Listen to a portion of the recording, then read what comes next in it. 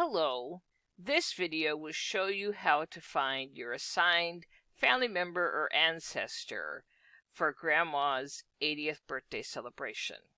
First, you must create a FamilySearch account if you do not already have one.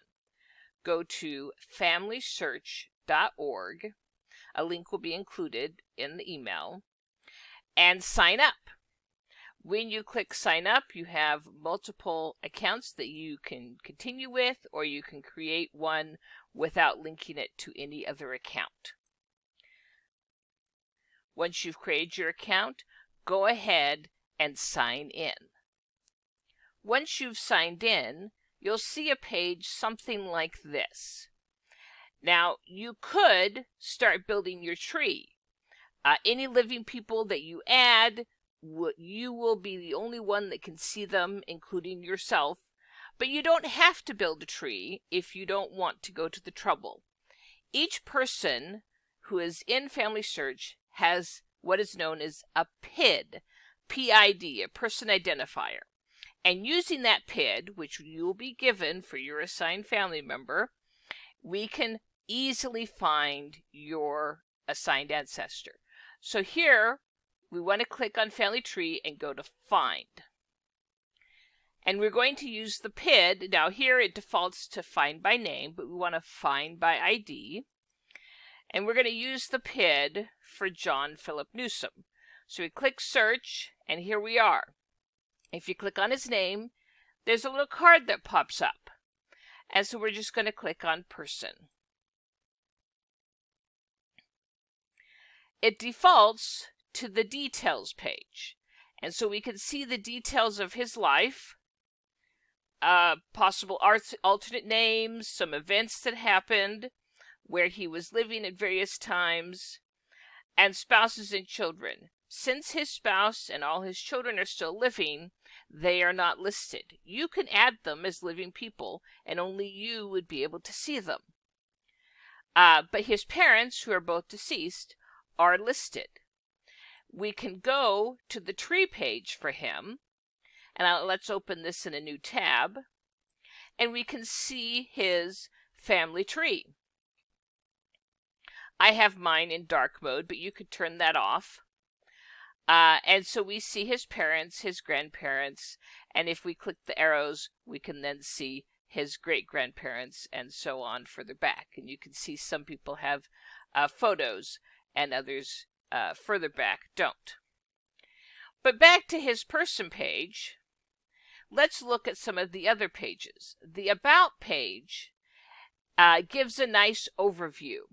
We get a little brief AI-generated life history. We see his parents and siblings, and he was an only child. We see the meaning of his name, some of the sources listed, and a brief timeline, and of course the memories. If we go to the Sources page, we can see all the sources that support the information on the Details page. If a source has a little tree next to it, that means that source is located on FamilySearch. And so you could possibly click on a source and actually look at the image. If it has a globe next to it, that means that source is located outside FamilySearch. So for instance, this source is located at Ancestry. If you had an Ancestry membership, you could click on that and view that source in Ancestry.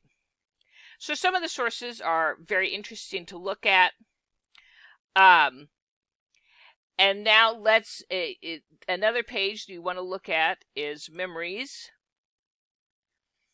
And this one is people have uploaded photos as well as some documents. Here's the life story that I gave at his funeral. And we see some photos here. And also the timeline is very interesting. The timeline is nice that it has a map. And so if you click on the various items in the timeline, you can see where it occurred. He was born in Indiana, and then further down, his dad died in Arizona.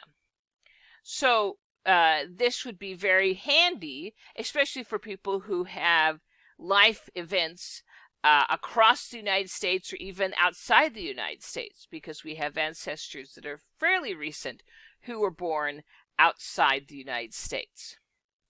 So I hope that you take a look at all these different pages for your assigned ancestor and find out something that interests you about that individual or that couple, and come willing to share your discovery at Grandma's 80th birthday so we can make the occasion a happy and special and joyful one. Thank you.